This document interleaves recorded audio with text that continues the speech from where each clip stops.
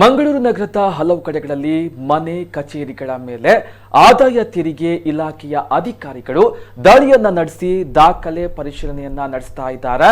ಮಂಗಳೂರಿನ ಪ್ರತಿಷ್ಠಿತ ಉದ್ಯಮಿಗಳಾದ ಭಾರತ್ ಬಿಡಿ ಸಂಸ್ಥೆ ಸಹಿತ ವಿವಿಧ ಕಚೇರಿ ಮತ್ತು ಮನೆಗಳ ಮೇಲೆ ಐಟಿ ಅಧಿಕಾರಿಗಳು ದಾಳಿಯನ್ನ ನಡೆಸಿ ಪರಿಶೀಲನೆಯನ್ನ ನಡೆಸ್ತಾ ಇದ್ದು ಅನೇಕ ಮಹತ್ವದ ದಾಖಲೆಗಳನ್ನ ಕೂಡ ಐಟಿ ಅಧಿಕಾರಿಗಳು ವಶಕ್ಕೆ ಪಡೆದು ತನಿಖೆಯನ್ನ ನಡೆಸ್ತಾ ಇದ್ದಾರೆ ಎಂದು ತಿಳಿದು ಬಂದಿದೆ.